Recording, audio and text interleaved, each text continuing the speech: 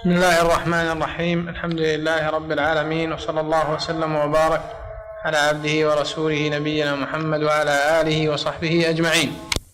لدي سؤال في غاية الأهمية، وأعتقد أنه يصلح أن يكون مدخل لحوارنا يعني معكم في هذه الليلة المباركة إن شاء الله. المعروف عنكم سماحة الشيخ أنكم من طلاب الشيخ الجليل عبد الرحمن بن ناصر السعدي رحمه الله تعالى، المتوفى سنة 76 و300 وألف للهجرة، وقد درستم عليه أبرز العلوم الشرعية، علم العقيدة وعلم الحديث وعلم الفقه. والغالب أن من يدرس هذه العلوم الشرعية لا يكون لديه وقت أنه يدرس العلوم الأخرى كعلم التاريخ أو علم التراجم والأنساب والسير. الجميل والأمر الذي يلفت الانتباه لديكم أنكم كما أنكم تفوقتم في هذه العلوم الشرعية وألفتم فيها، كما أنكم تفوقتم في هذه العلوم الشرعية وكتبتم مثل تيسير العلام وغيرها من الكتب النافعة، كتبتم في مجال التراجم والتاريخ والأنساب كتاب حقا يقال عنه أنه عمدة في بابه ومرجع لمن أراد أن يتكلم عن الحركة العلمية في نجد خلال ال8 قرون الماضية، وهذا توفيق من الله لكم. السؤال الذي أريد أن أوجه إليكم وهو السؤال الأول، شيخ عبد الله، من أين أتاكم هذا الاهتمام بفن التراجم والتاريخ والأنساب؟ هل هو من سبقا ذكرتم هذا في إجابة على أحد الأسئلة، هل هو ناشئ عن أهل عنيزة أهل تاريخ؟ هل هو ناشئ عن أنكم من سلسلة نسب معروفة البسام فيهم علماء ومؤرخين، أو نسب الوهبة وتميزهم بعلم التاريخ والتراجم والأنساب، أم أنها هواية ورغبة منكم لكون علم التاريخ متمم للعلوم الشرعية؟ نرجو أن توضحوا للقراء الكرام ما لديكم في هذا الباب، وشكرا. الحمد لله رب العالمين، والصلاة والسلام على نبينا محمد وعلى آله وصحبه أجمعين.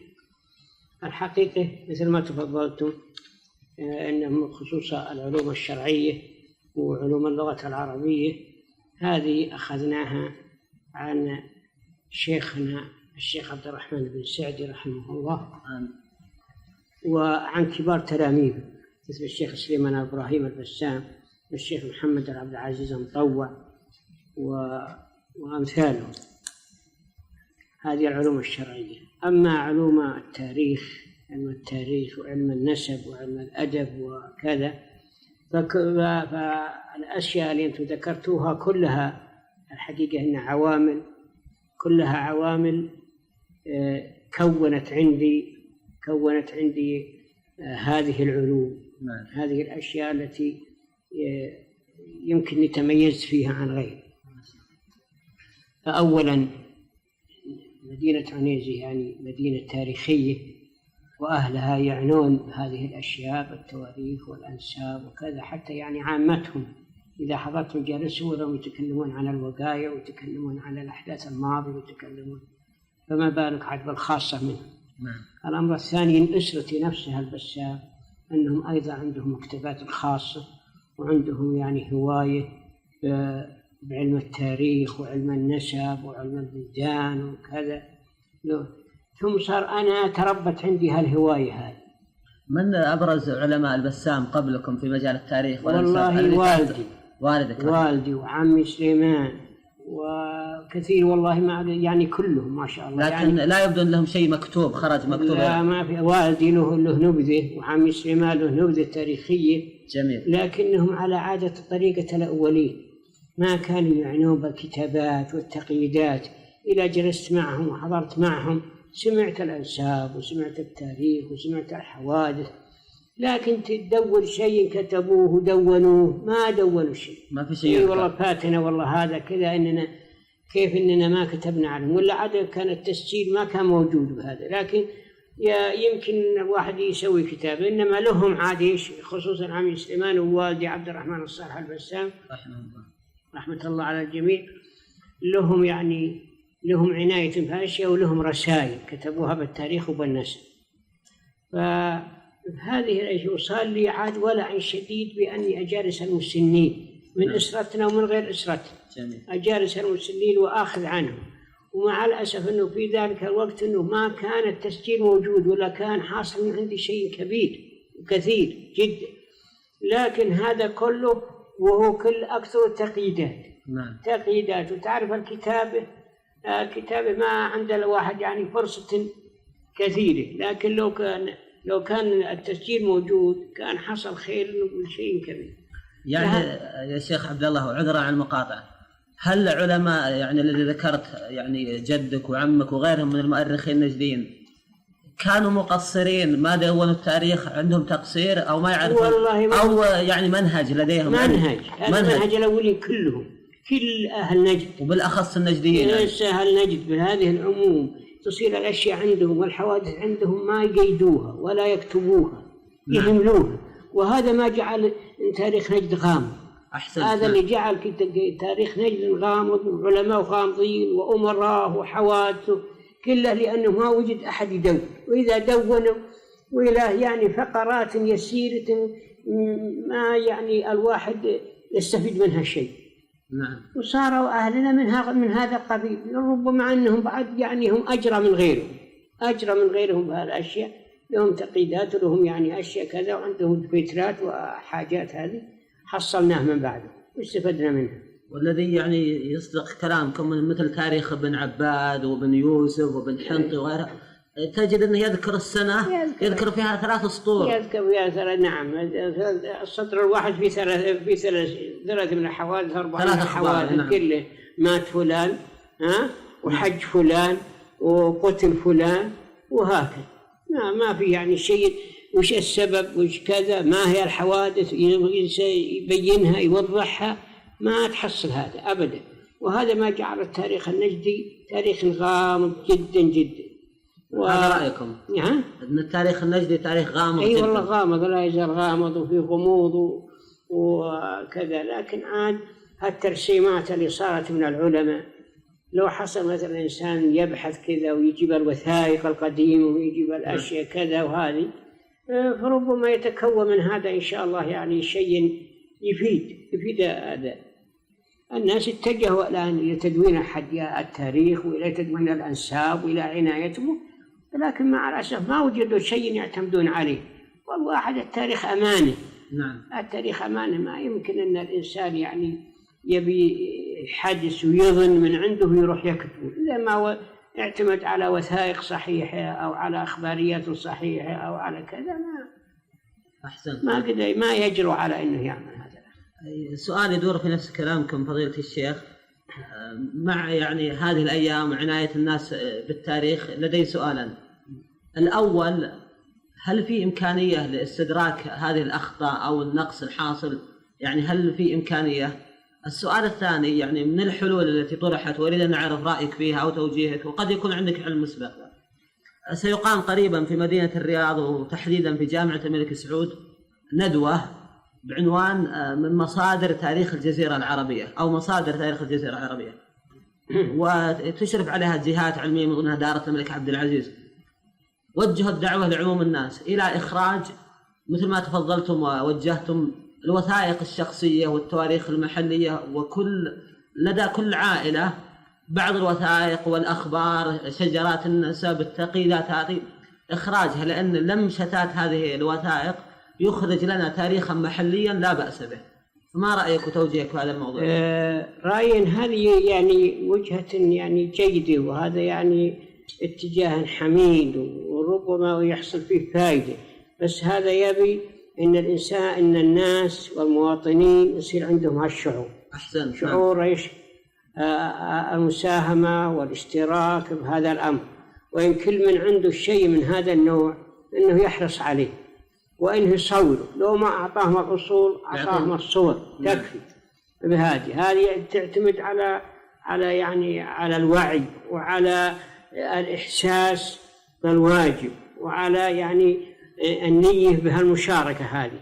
إذا حصلت هذه الأشياء وكل إنسان كل يعني أسرة مثلا أخرجت يعني ما عنده من وثائق وما عنده من مكاتبات وما عنده من أشياء، هذه ربما إن شاء الله يحصل فيها خير، ولو ما حصل كل شيء، لكن مثل ما قيل ما لا يدرك كله لا يترك كله. أحسن. أي نعم. هذه لما نجتهد فيها وحصلت يحصل فيها أنساب، توصل الأنساب القديمة بالأنساب الحادثة، وتوصل يعني الحوادث بعضها من بعض، ولأنها الوثائق هذه وإن كانت مثلا ما تتحدث مثلا عن إيش؟ عن أخبار سياسية، نعم. إلا أنه يستفاد منها أحوال اجتماعية. أحسنت. نعم. يستفاد أحوال اجتماعية، كيف الناس عاشوا وكيف يعني يعملون، ما هي معاملاتهم، ما هي لباسهم، ما هو أكلهم، ما هو مثلا سنين الخصب وسنين القحط، طرق البيع والشراء، طرق البيع والشراء وطرق ومثلا والبلدان وكذا. نعم. إذا حصل كذا يحصل يعني تاريخ اجتماعي ويفيد. نعم. يفيد كأن الإنسان يعيش معهم يتصور. هذه أول شيء. الاتجاه هذا طيب جدا، وأنا من سنين طويلة وأنا أقول هذا الكلام. نعم. وأتمنى أن الجامعات أنه يصير لها إيش؟ يصير لها الجامعات هذه، الجامعات اليوم يصير لها بعثات. نعم. وإن البعثات تروح مثلا زمن الربيع وغيره، يأخذ معهم آلات تصوير، يأخذون معهم مثلا أجهزة لمقياس الحرارة ومقياس البرود وتصوير الجبال والأودية واتصال بالمسنين، وأخذ ما عندهم من أخبار ومن مثلا أشعار عربية أو نبطية أو غيرها، وثم تصوير النباتات والأشياء. يجمعون عن الجزيرة العربية اللي هي مصدر الأدب ومصدر التاريخ، يجمعون عنها شيء كبير، يجمعون لهم موسوعة لو حصل. نعم. لكن هل الاتجاه هذا طيب؟ أنهم يتجهون إلى الوثائق وتجميع الوثائق والاستفادة منها. أحسن. سؤال أنتم ألمحتم إليه بشكل قليل ونريدكم تتوسع فضيلة الشيخ. تعرف الله يحفظك أن نجد بأسباب كثيرة هاجر منها كثير من أهل العلم، أو ناس بطلب الرزق أو لأي سبب آخر، سواء كان للزبير، ومنهم من هاجر إلى سوريا لطلب العلم، الشام عفوا، ومنهم من هاجر إلى مصر والعراق وغيره. ولا شك أن هؤلاء الطلبة ومن المخطوطات والوثائق من ذهب إلى تركيا مع الحملات على نجد. لا شك أن رح الكثير من المخطوطات والوثائق إلى خارج نجد أو إلى خارج الجزيرة. ما تعليقك على هذا أو ما مرئياتك أو هل ماذا لديك في هذا الموضوع؟ هذه نعم، رحل الكثير من المخطوطات النجدية، رحلت لمصر وللشام ولتركيا والغيره. لكن ما هو اللي رحلها طلبة العلم؟ اللي رحلها الحملات، الغزاة اللي جو واستولوا على قوم الدعوة واستولوا على المكتبات الخاصة. نعم. هذول هم اللي حملوها، ومع الأسف أنهم شيء حملوه شيء أتلفوه. أحسن. أتلفوه حتى. أي نعم أكيد. أي نعم. الحملات العثمانية اللي كانوا يستولون على بعض المكتبات ويحرقونه، لكنه أيضا اللي يسلم منها يوجد بدار الكتب المصرية. أنا شفت كثير من شفت كثير من الكتب النجدية، الكتب اللي ألفت في نجد والذي خطت في نجد رأيتها هنا، وكذلك في تركيا موجودة، وكذلك في العراق حصلوا فيها من مكتبة البصرة هذه من ناحية. الناحية الثانية إن هناك من علماء نجد من سافروا إلى هنا، ما نقول هاجروا، نقول سافروا، ارتحلوا إلى هنا. هل ارتحلوا منهم ناس كانوا ما واكبوا الدعوة وقاموا مع الدعوة وكذا، وصار صار عندهم نفرة منها من أول ما ذا راحوا مثل الفيروج والسلوم والجديد وكذا، راحوا هناك وصاروا بالزبير وصاروا بالبصرة وصاروا بالأحساء. هؤلاء حملوا كتب وألفوا كتب هناك نجدي. أحسنت. وفيه ناس اللي راحوا إما من فتن صارت بين القبائل أو بين البلدان أو عن مثلا جاء مساغب ومجاعات جت إلى نجد اضطرتهم إلى الذهاب إلى هناك، وبعضهم يروح لطلب العلم. فما في شك إن فيه اتصال بين نجد وبين الزبير والبصرة، وبين نجد وبين الشام، وبين نجد وبين بغداد وبين كذا. ومن هذا نعرف كثير من علماء نجد كلهم راحوا ذهبوا إلى هناك لظروف متعددة.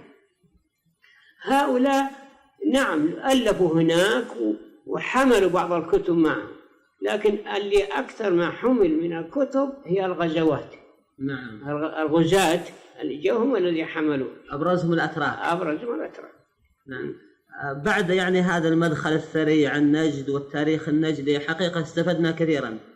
ننتقل إلى موضوع لا ينقص أهمية عنه، هو موضوع يرتبط بشخصكم. حقيقة لقد خدمتم المكتبة الإسلامية خدمة كبيرة جدا بموسوعتكم العظيمة علماء نجد خلال 6 قرون، ثم خروجه في شكله القشيب والجديد علماء نجد 300 قرون.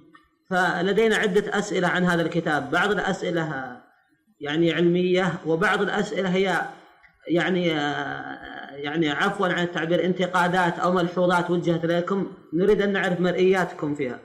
السؤال الأول، يعني كيف أن الشيخ عبد الله بن عبد الرحمن البسام أتت هذه الفكرة للكتاب عن علماء نجد بهذه الطريقة المفصلة والمستوعبة مع أن ليس له سلف، وهذا أمر شاق جدا. هذا أولا.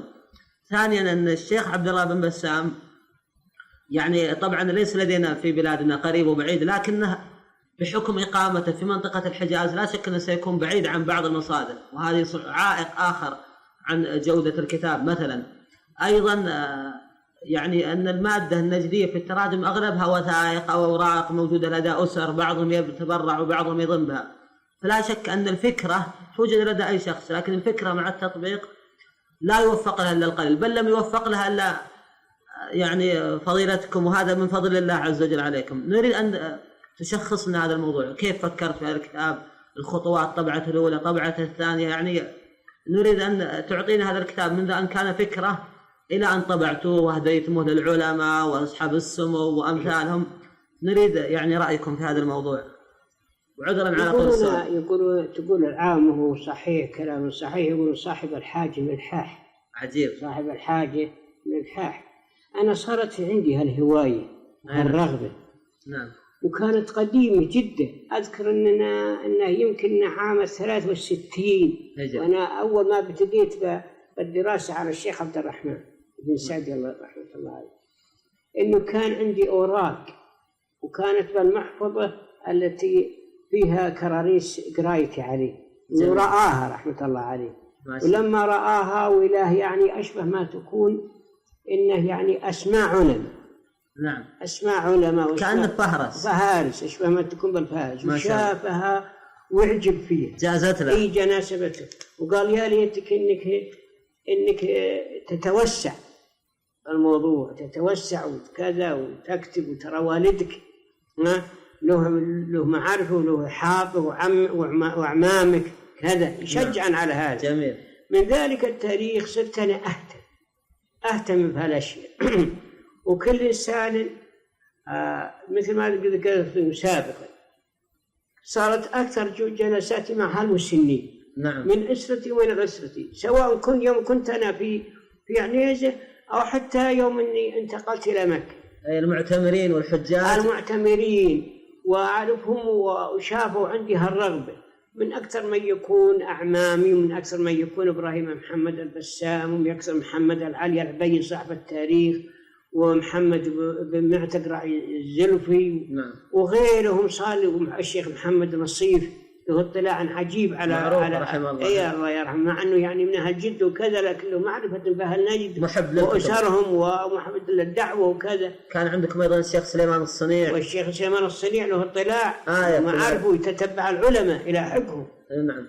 صارت هالهواية عندي، صرت أدور الترجمة بأي مكان، وكاتب أهله، كاتب يعني أحفاد، وكاتب أولاده، وكاتب أقاربه، العالم، حتى أتحصل عليه. متى بدأتم بالمكاتبة؟ قبل والله كتبت يعني كنت أقدر من سنة مثلا 85 أو 80، حسب من 80 يعني 18 سنة وأنت تكتب الكتاب.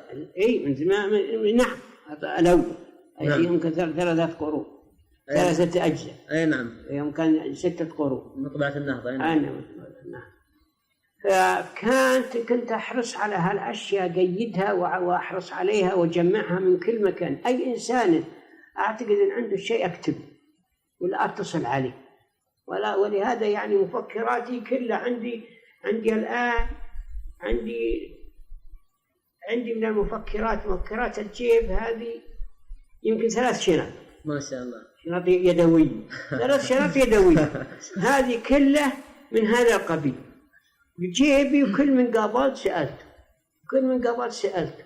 كل من قبل حتى أن تجمعت عندي هالأشياء. لما تجمعت علي عندها الأشياء واستخير الله سبحانه وتعالى أني أفرغها بالأجزاء الأولى الثلاث. أي نعم.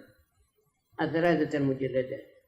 هالثلاثة لاقت قبول، لاقت عند الناس ورغبة، ورأيت كل إنسان يبحث ينقل عنها، والناس يكتبون لي من جهتها وصاروا يشجعون عليها. صرت أيضا وهي الآن لها ربع قرن نعم. صرت في هذا الربع قرن زادت رغبتي بالجمع. نعم. وصرت أتتبع الناس وأكتب لهم وأتفاهم معهم حتى ما شاء الله تحصل عندي مادة كثيرة. الآن تقدر تقول إنها 4 كراتين المسودات. ما شاء الله. 4 كراتين كلها مسودة لهالكتاب اللي هو طبعتها الثانية. طبعتها الأخيرة. هاي 4 الكراتين هذه لخصتها ورتبتها وكذا، وصارت من فضل الله هذا الكتاب. ولا يزال أنميه حتى الآن. ربما أنه يظهر بأكثر من هذا إن شاء الله طبعته بعد هذا المستقبل قريب إن شاء الله. حقيقة يا شيخ الكتاب استفاد منها ما أقول العشرات بل مئات من طلبة العلم، ولا يوجد أحد يكتب عن علماء نجد في الفترة الأخيرة إلا لابد يكون مصدره الأساسي علماء نجد. الحمد لله. وهذا يعني مثل ما في الحديث تلك عاجل بشرى المؤمن، يعني ثناء الناس وتقبل من الكتاب. ودائما يقولون لا يرمى من الشجر إلا الذي فيه الثمر، الشجرة اللي ما فيها ثمر ما ترمى. فالكتاب هذا خصوص الملاحظات. أي نعم. الملاحظات اللي لاحظت على الكتاب والله نادر فيها اللي فيه عمق أو اللي فيه فائدة. هذا واضح. ولكن منها حقت الشيخ حمد الجاسر الله إن شاء الله يقومه بالعافية ويشفيه ويعافيه ويقويه ويمتع بنا. هو أبرز من انتقد الكتاب. أي والله. لكن مع هذا كثير منهم زعلانين منه لأنه حرف وانسابه. أي نعم. حرف وانسابه. وإلى جو لمي قالوا إنه قال كذا قلت صراحة أما أنا ما نبرد عليها الحين. أنا عندما أعيد طباعة الكتاب وعدت إني إن ما وجدت الصواب صحح. لا الحق يقال يا شيخ عبد الله، أنت في كتابك بالأنساب بالذات ما ذكرت الواحد بخير ما تذكر الشر. هذا واضح عليك أنك إيجابي. لكن يبقى انتقاد وجه لكتابك ما أنا ودي يعني ترد عليه وتشفي الإخوة القراء. نعم. الكتاب يا شيخ واضح أنك رجعت ما نقول مئات المصادر، أكثر من 1000 مرجع ووثيقة رجعت لها. لكن طلبة العلم يريدون أن يتوسعوا بالذات الذين لديهم ماجستير ودكتوراه، يقولون أن الشيخ عبد الله في كتابه هذا لعله منهج لديه أو لضيق وقته ما كان يوثق النقول فينقل كلام مطول ما يذكر في الحاشية المصدر الذي نقل عنه. بعضهم صحيح، لكن مثل ما قلت لك إذا صار لنا 4 كراتين وكل يعني كتاب يعني متكون من عدة فقرات من عدة يعني ورقات. يعني لو أنا أنقل من كتاب، لو كنت أنقل من كتاب أو كنت كذا قلت كذا. أي نعم. ولهذا إذا كانت الترجمة كاملة مثلا من قريبة المترجم نعم. قلت هذه الطريق. لكن ما دام إني مجمع كل فقرة من محل يعني يصعب علي هذا. صح. وأنا متعهد إني إن شاء الله إني ما نقلت إلا ما توثقت وصح. جميل جدا. هذه ملحوظة. الملحوظة الثانية على ليس على الكتاب لكن على الشيخ عبد الله البسام في كتاباته عموما أنه على الطريقة النجدية التقليدية، أنه مثل ما يقال لا يخرج الكتب إلا يعني بين الكتاب والكتاب الآخر 20 سنة. أيوة. فلماذا هذا التأخر في الإخراج؟ والله هذا هو كثرة الأعمال. أنا صرت بالقب. نعم. أنا صرت بالقب. ورابطة العالم الإسلامي ومشروع وأسفار كثيرة. أسفار من جهة الرابطة. يعني أنا رحت مثلت الرابطة والحكومة بس إنها أكثر من 3 مرات أروح للخارج. هاي تأخذ علي وقت. أول ما هو قبل أروح أقعد أحضر. صح. وبعد ما أجي أقعد أنسق. وأخذت علي أوقات كثيرة. وأنا صرت يعني صار عملي كبير. صرت مع رئيس محكمة الطائف. نعم. محكمة الطائف هذه يعني وإن كانوا معتبرين أن درجة ثانية إلا أن أكثر من درجة أولى. الله يعينك. فيها من المشاغبات والقضايا. هم جيت وصلت رئيس محكمة التمييز والتمييز معناه إني أقول على أكثر من 1000 قاضي.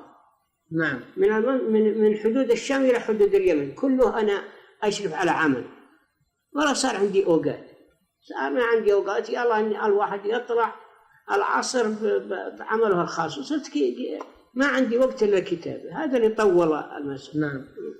السؤال يا شيخ، أيضا الشباب متشوقين إلى أن يعرفوا رأي الشيخ عبد الله البسام في هذه الحركة العلمية التي خرجت مؤخرا، عناية الشباب بكتب التاريخ. لعلكم تلحظوا كثرة الرسائل الآن بدأت تأتي تراجم، واحد يترجم للشيخ بابطين والثاني للشيخ العنقري، وبدأت تخرج كتب مفردة في تراجم علماء نجد. ما رأيك في هذه الظاهرة؟ هل هي جيدة؟ هل لك عليها ملحوظات؟ ماذا توجه الشباب؟ يعني كتاب كامل عن عالم يعني ما رأيكم فيها؟ ما رأيي إنه ما هو مناسب.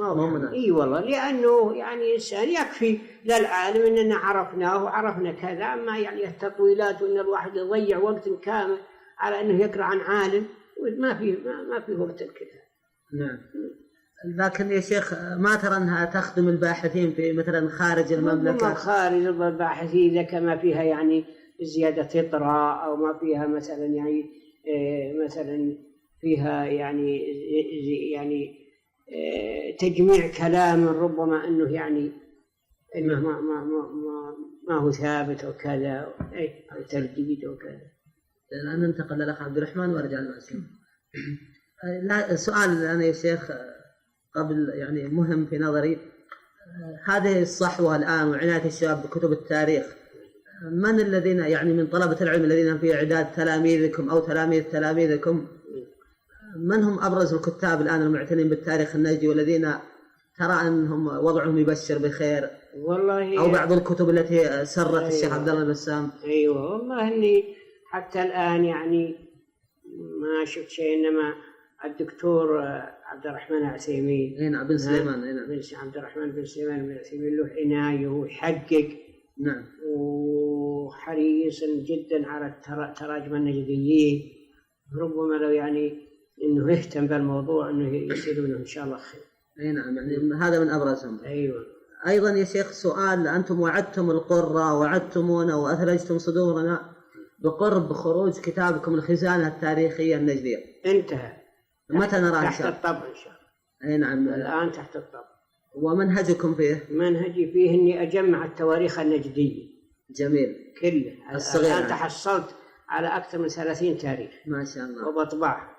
لكن الطبعة الأولى يمكن أن تطلع بس بأنها محددة النصوص، ضبط نص فقط بس. جميل. لأنه ما عندي وقت، ودي إني أرجع تكون الطبعة الثانية تكون التعليقات.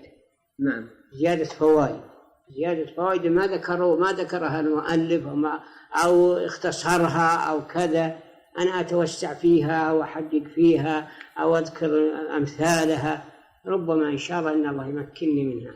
وهل استطعتم أن تغطوا فترة كبيرة من التاريخ النجدي؟ إي والله، يعني ما أنا بقول لك إنه مثلا إنه يعني متقدمة موغلة بالتقدم، لكن أقدر أقول لك إنه مثلا أوسع من غيره. يصير مرجع طيب. جميل. الخير. من أقول الشيخ أحسن الله إليك، بعد خروج الطبعة الأولى من الكتاب طبعة علماء نجد أرسلت لكم حسب علم بعض الأخوان، أرسلت لكم كثير ما نقول من انتقادات، من الإضافات، تراجع علماء مشايخ، ولكن فوجئ بعض الأخوان أنها ما خرجت في الطبعة الثانية. ما أدري وش أسبابها. يعني بالأول ما شفت ملاحظات ترى الطبعة الأولى، أما الثانية هي اللي شفتها لي، وهالحين عندي ملف كبير. جميل. أي كلام حتى لو كان في تجريح أنا أحط. ما شاء الله. على أساس إني إن شاء الله عند الطبعة الثالثة إني بمشي عليهن وتتبعهن تتبع كامل. وبدأتم في المشروع هذا ولا؟ أي نعم. نعم عندي نسخة الآن إذا شفتها تدري إنها معدل. ما شاء الله. فأنا إن شاء الله تعالى بمشي عليهن، وكل شيء صواب الحكمة ضالة الموت. ما شاء الله. بحطه، وأما اللي لا والله لا ما هو صواب صحيح. لكن بعض الأخوان يقول أنهم أرسلوا لكم بعد الطبعة الأولى بعد اللي بالطبعة الأولى صلحته. بعد الطبعة الأولى لا أبدا اللي جاني صلحته، كل اللي جاني أبد عدلته إلا شيء ما ما قنعت فيه. أي نعم. أبد ولا كله عدلته، لو وعندي مسودات. من الملحوظات التي وجهت للشيخ، وهي ملحوظة يعني لطيفة وليست علمية بحت. يقول بعض أن الشيخ دائما يركز على أن عنيزة بلد تاريخ وأن البسام. أي والله هذا صحيح. لكن البعض يقول أن الصحيح أنها أوشيقر هي البلد. أوشيقر. لكن الشيخ دائما ما يذكر أوشيقر، يركز على الفرق. لا والله أوشيقر، والله أوشيقر دينة علم وقلت ولا ذكرت عنيزة. يوم ذكرت بالمقدمة. لا في لقاء اليمامة ركزتم على عنيزة. يمكن، أما عنيزة أوشيقر لا والله بلد علم ولا تاريخ. نعم. بلد علم يعني بخصوصنا الفقه ما في الحين. وقلت ترى لما اني ذكرت مدن نجد اللي فيها العلم، اول ما ذكرت العين هو شيء، وقلت خلفهم بعد هذا الدرعيه والرياض. شيء البحر. وقلت انهم يقولون ان فيها 80 عالم اجتمعوا في عصر واحد، كل واحد منهم يصلح لا قضاء يوم كان قضاء ما يناله الا كبار العلماء. صحيح. من المطالب التي توجه للشيخ عبد الله البسام من كثير من القراء والمحبين، يقول نتمنى أن الشيخ عبد الله إذا كان لديه فسحة من وقته أن يكتب في موضوع هجرات القبائل النجدية. الله طيب. اي والله. والدليل على هذا اني اعرفهم من قبل الاسلام ب 500 سنة. طيب لماذا لا تكتبون؟ والله ان شاء الله. والله أرجو الله ستخدمون. أرجو الله ذلك، أرجو. ولا أنا أعرف الموجات البشرية اللي طرت على الجزيرة على نجد. نعم. أعرفهم من قبل النبوة بيجي 500 سنة إلى الوقت الحالي. كل قبيلة أعرفها كذا وانزحت للشر. بعد خروج كتابكم علماء نجد في الطبعة الثانية خرج بشكل أسبوعي مقالين أو 3 في القراءة في هذا الكتاب. منها ما يكون ناقد ومنها ما يكون علمي ومنها ما يكون يعني خاوي ليس فيه أي معلومات بل تعديل خطأ مطبع يكون في أي كتاب. ما يعني خطابك لهؤلاء ومن أبدا خطابي لهم من يشكرهم.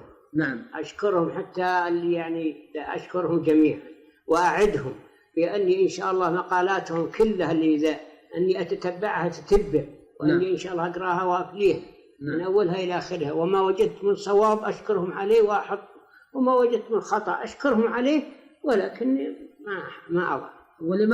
ماذا تقول لبعض الناس الذين يفسرون بعض الأقوال العلمية التي لديكم موثقة وكل شيء يفسرها بالتعصب للقبيلة الفلانية أو أبدا والله ما عندي تعصب، ما عندي أبدا. وماذا تقولون؟ إن بعضهم يقول أن الشيخ بالغ في الثناء على الوهبة دون غيرهم من فروع تميم. أحب النبي صلى الله عليه وسلم مدح بني تميم. لا ما أنت مو تميم، الوهبة فقط يعني ركزت عليهم. هم اللي بقى العلم فيهم. العلم فيهم. العلم وهبة هذول العلم وهبة. نعم هذا رأيك. أيوة هذا رأيي من العلم وهبة. يجد غيرهم وحطهم ما خير. جميل. تفضل. أنا عندي أسئلة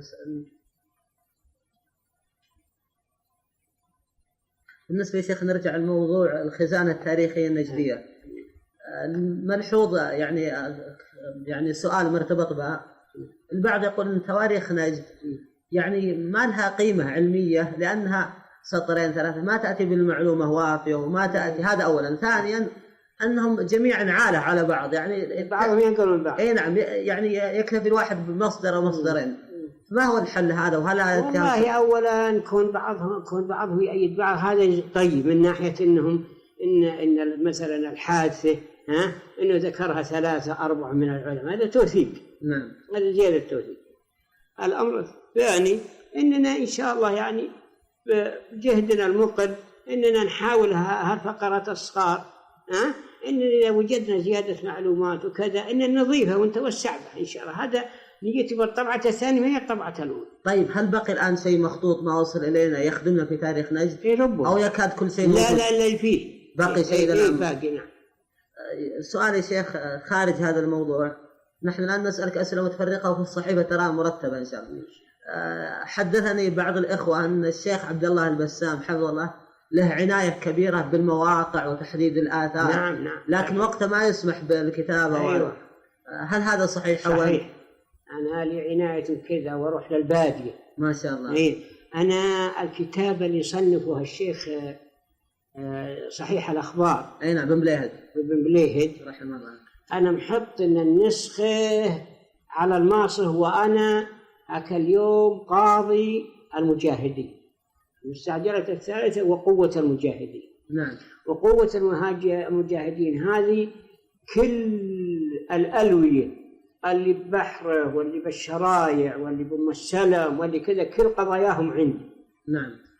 وصار يعني تعرف قضاء المستعجل مو قضاء يعني كبير، وهذا قال دائما عندي وكالاتهم ومرافعاتهم وأشياء يجون عندي، وإذا جو الكتاب عندي من أنتم وين بلدكم قالوا من كذا وكذا، صرت أخذ الكتاب وأنقل منه أحقق المواضع اللي ذكرها الشيخ ابن بليه. نعم. وين ومن يعني أضيف معلومات على معلومات. جميل. أضيف معلومات على، فأعتقد نسختي هذه إن الله أراد وبغيت أجردها لو تبيضها أبيضها وذاتي تطلع كتاب جد. والله هذا خبر صار من مبشر القراء. والله عندي النسخة هذه، وإلى أن امتلأت الحواشي أحط بورات أشبكها معها. نعم. أي هذا كله يعني من عنايتي بالمواضع. لكن وقتكم إذا كان لا يسمح لماذا لا تفرغ يعني أحد طلبتك وينقل التعليقات ويبيضها ثم ما عندي أحد يعني وتراجع أنت البروفات الأخيرة؟ والله يعني ما عندي أحد إني أعتمد عليه مثل هالأشياء هذه. إذا ما عملته أنا ما اعتمدت على أحد. نعم. أي فأنا أرجو أن الله سبحانه وتعالى يمكنني يفسع بالعمر حتى إن شاء الله. والله نتمنى، هذا خبر سار جدا. لا شيخ عبد الرحمن في موضوع يا شيخ أنتم بالخيار في الإجابة عليه من عدمها، لكنه آلمني حقيقة أنا شخصيا وآلم غيري من طلبة العلم، وهو ما تفضل ببعض المشايخ الفضلاء نسأل الله يوفقهم لهم كل خير في كلام له في أحد كتبه عن نقولكم المطولة عن تاريخ ابن عيسى دون الإشارة، وأنكم لو أخرجتم الكلام الذي لا يخفى عليكم قال الشيخ بكر يمكن الدكتور بكر بن عبد الله أبو زيد.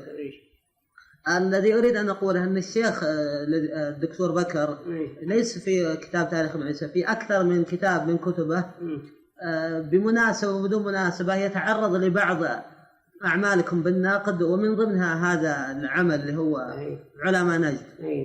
فرددتم أنتم عليه رد يعني مقنع وحلفتم له بالله، وكما في الحديث من حلف له بالله فليرضى.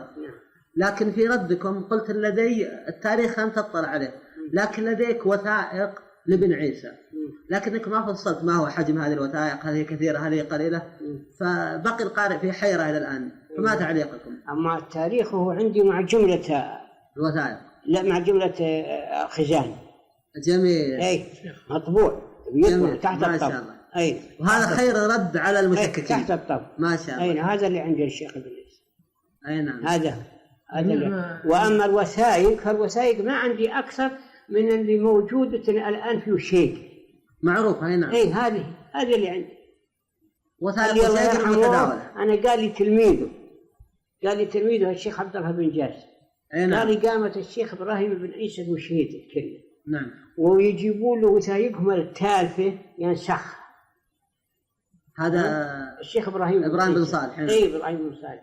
يجيبوا له وثائق يخافوا تتلف، جابوا أهله ينسخ. نعم. ينسخها حتى تبقى.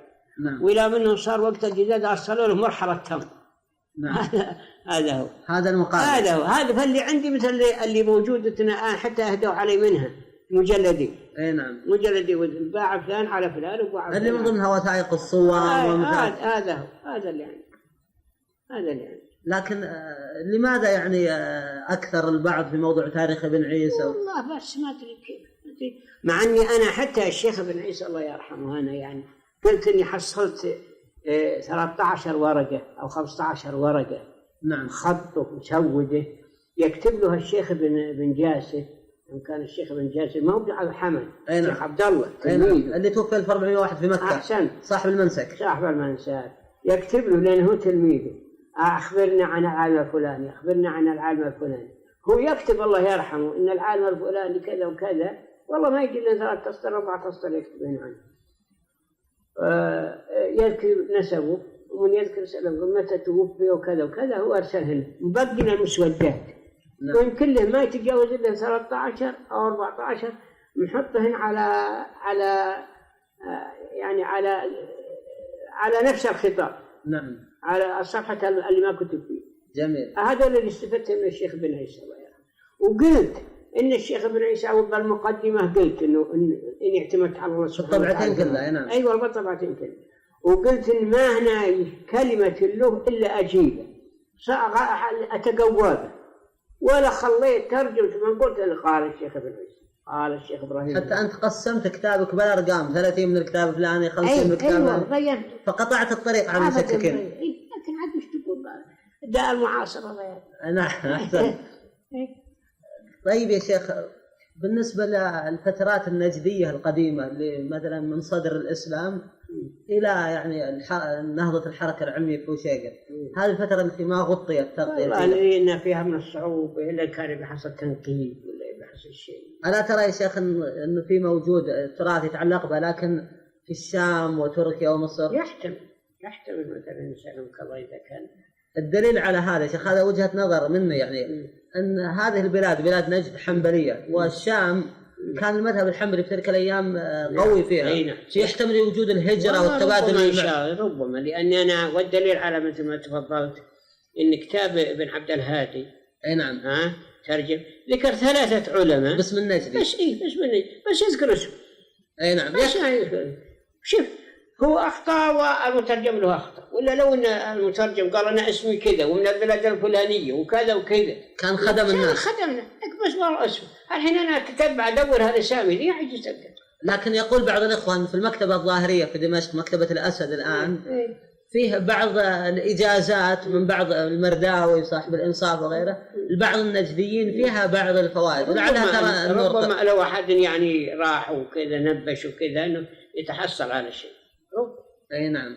هل يعني نتمنى منك من خلال جريدة الرياض أنك توجه الدعوة للباحثين؟ والله أوجه لهم، وأنا أقول لهم مثلا كل إنسان باحث إنه ينبغي له إنه مثلا المكتبة الظاهرية ودار الكتب المصرية نعم هذول إنه يروح لقسم المخطوطات نعم، وإنه يبحث عن هالتراث النجدي هناك، لعله يدرك يحصل شيء، إما إجازات إما رسائل فيما بين مشايخهم وأنفسهم، يحصل مثل هذا الشيء. سؤال أيضا يعني نتمنى إجابة عليه منكم.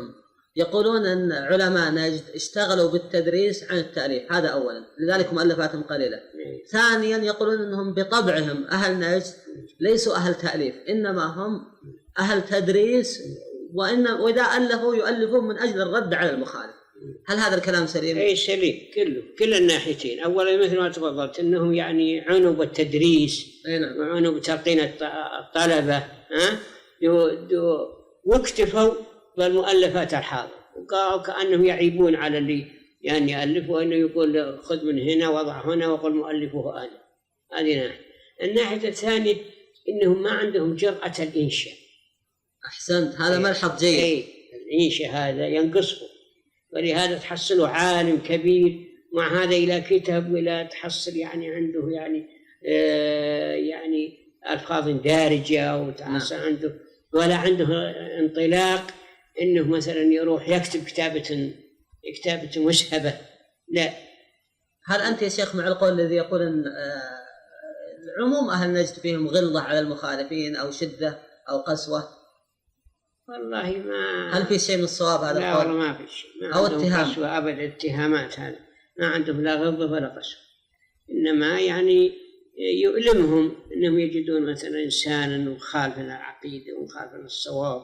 يؤلمهم هذا، أما أنهم يزيدون أو يعني يتجرون وكذا أبدا ما هي، ولا رأينا لهم يعني كلام غريض وكلام شيء، ما رأينا شيء.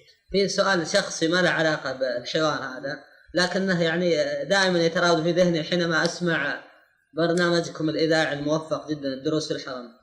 الشيخ عبد الله البسام لك فترة طويلة جدا في مكة، الغريب على طول فترة الإقامة في مكة ومخالطتك لأهل الحجاز لهجتك النجدية القصيمية لم تتغير البتة. ما السبب في هذا؟ السبب إني أول شيء إني ما نبي كثير مداخلة معه خلطة. أي ما نبي كثير الخلطة معه، كثير خلطتي ومن عزم مكتبتي وكذا ما شاء الله. أيوة. والثانية يعني أنا لغتي النجدية عجبتني. أكيد. لا أنا لاحظ حتى في الدروس في مكة شرف الله ما غير حتى بعض المفردات الحجازية ما وجدناها عندك أبدا. ما يعني مثل ما تفضلت أولا إني يعني تقريبا منعزل وأكثر من مداخلاتي. وأبنائك على نفس الشيء؟ على نفس أبدا، كل أسرتي وكل أهلي هذا. يقولون هذه ميزة يمتاز بها العنيزة عن غيرها من الناس. ربما، ولهذا أنا أعرف ناس من أهل عنيزة ما شافوا عنيزة أبدا، ولهجتهم وتقول هذا ما خرج من عنيزة. أين أيضا ما دام الحديث عن عنيزة أيضا هذا السؤال مرتبط وأتمنى تعطينا إجابة. دائما الناس يقولون أن أهل عنيزة هم أكثر أهل نجد تحضرا وتطورا مع البقاء على أصالتهم، فحينما كان الناس لا يعرفون إلا الحجاز كان أهل عنيزة لهم يعني اتصال ببيروت والشام، حتى أن قبل وفاة الشيخ عبد الرحمن السعدي له فيلم كامل مسجل محاضرة في بيروت وكان يتردد على الشام.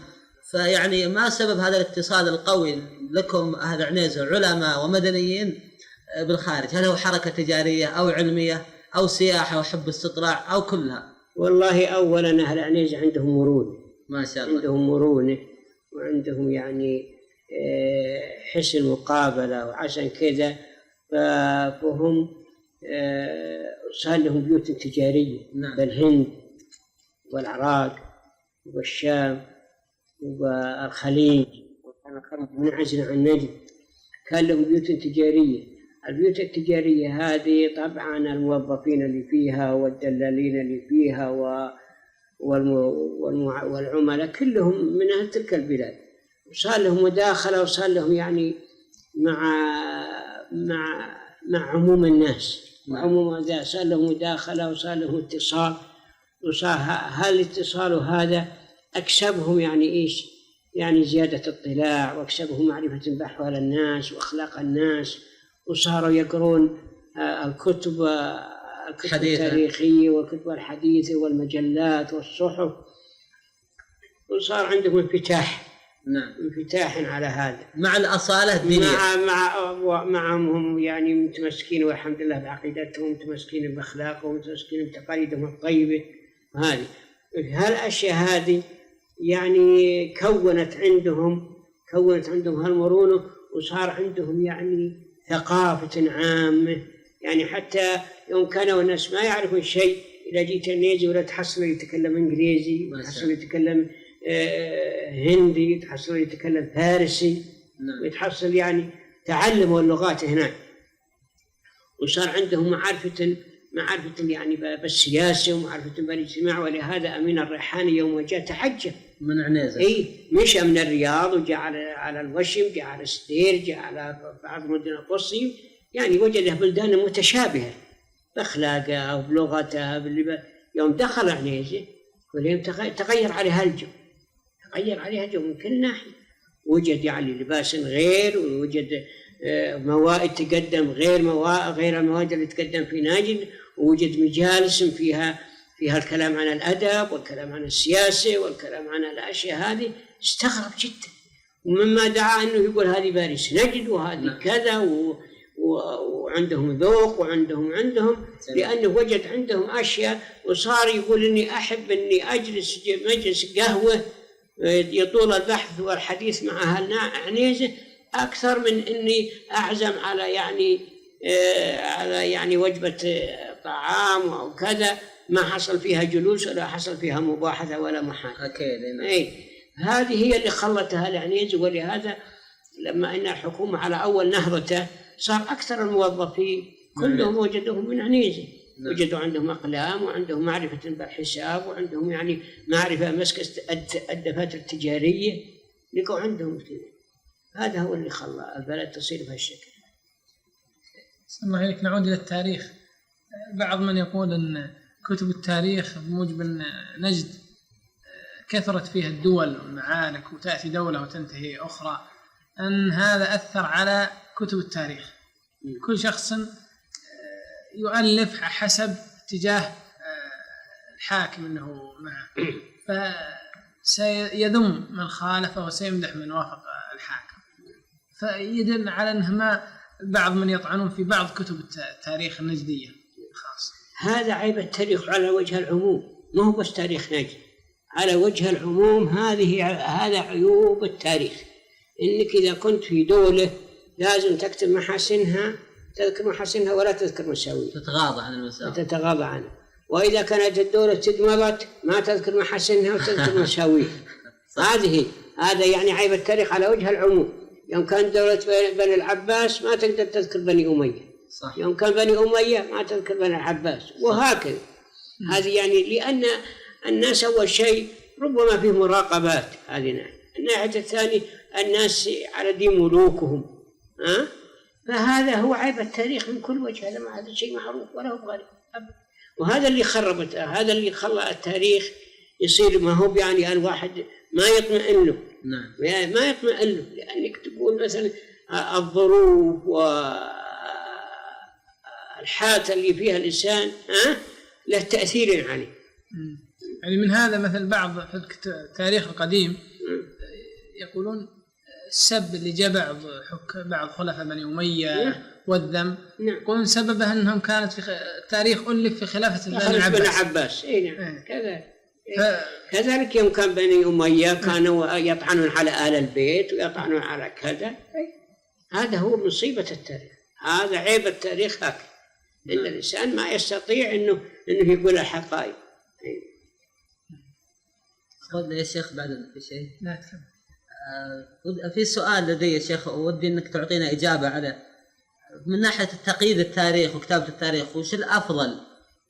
ان الواحد يكتب مثل ما طريقتكم اللي انتم فعلتوها في علماء نجد على الحروف الهجاء، ذكر الاعلام وداخل كل علم، مثلا داخل الشيخ عبد الرحمن بن سعدي ترجمته تتكلم عنه والحوادث اللي مرت به وانشاء الجامع الكبير في عنيز ومثلا مثل ما فعلتم، أو الواحد يضع يوميات مثلا السنوات مثل البداية والنهاية ومثلا. لا والله الأفضل أن الإنسان إذا ذكر العالم ذكر الأشياء التي تتعلق. أي نعم. لكن لو يكون تاريخ مثلا في لو يبي يفصل التاريخ الحاله والتراجم الحاله كان طيب.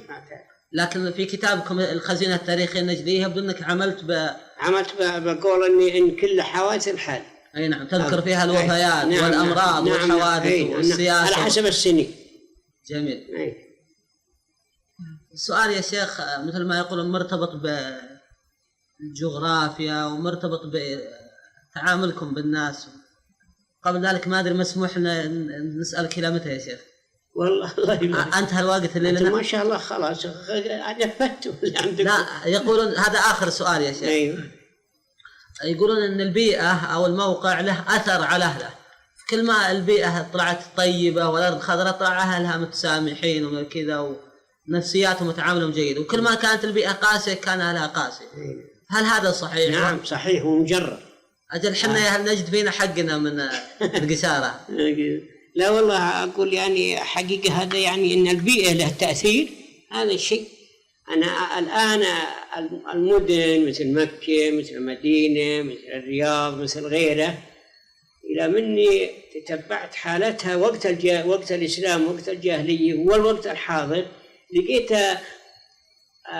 يعني الأخلاق والمعاملات اللي كانت موجودة إنها متوارثة موجودة إلى اليوم. نعم، وإن لم يكونوا من أحفادهم، بس البلاد طبعتها. سبحان الله. أبد.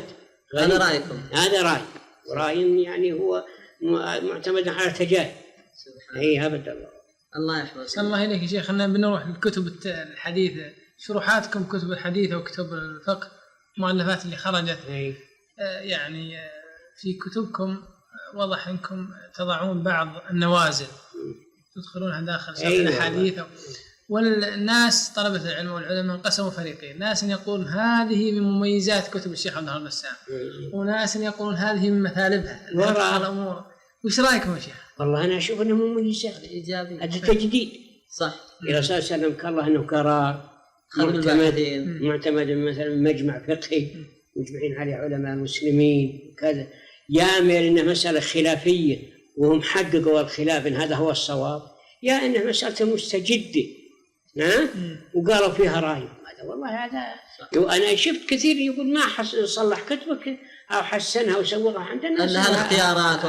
لا هم يقولوا اللي يعيبها يقول إنها يعني جابوا دخلت قد يدخل في كتاب بعض الأمور اللي ما تعود السلف على أنهم يشرح يعني أبدا. والله يجينا عند مثلا النكاح، ذكرنا مثلا تحديد النسل، ذكرنا مثلا نسألك والله يعني المهور، ذكرنا كذا. إذا جيت مثلا عند يعني عند الماء، طهورية الماء، ذكرنا يعني الماء المنقى هل يرجع طهور أو غير طهور. إذا جينا مثلا سألكم الله عندي يعني حاجات كثيرة، أعزكم الله الحيض وكلام العلماء عنه وحالاته، جينا يعني كله يعني هذه قرارات يحتاج إليه. أحسن معك. طيب وش الجديد اللي عندكم من كتب شروحات الحديث أو والله شرح بلوغ المرام هذا ودي أعيد مرة ثانية بنزوده من هالقرارات. لا ممتاز جدا. ممتاز. طيب الناس ما يلقونها حين يدورون. طيب سمعنا بعض طلابكم في مكة هنا قال أن عند الشيخ نية شرح كتاب المنتقى. شيخنا إن شاء الله ربنا يعينه. المنتقى 6000 حديث. نعم. لو اختصر ب4000 وخرجت حديثه واستنبطت أحكامه يصير بالحين. ولو ما يفيد يعني يميز المنتقى عن بلوغ المرام إلا تبويباتها. فقهيات الأبواب هذا أبواب البخاري. أبواب البخاري شالها وحطها الحين مفيد فقه. ما تبويبات بحد ذاتها أحسن من تبويب بلوغ المرام. أكيد. تبويبات الفقهاء قوية. نعم. أقول في يعني هذا اللقاء الذي تم معكم في مساء يوم الخميس 25/10/1419 في مدينة الرياض في حي الريان في منزل ابنكم طارق يا ابني. في منزل طارق. لا يسعنا إلا أن ندعو الله عز وجل أن يوفقك يا شيخ عبد الله ويمد في عمرك على طاعته، وأن يمتع المسلمين ببقائكم، وأن تخرجوا لنا هذه المشاريع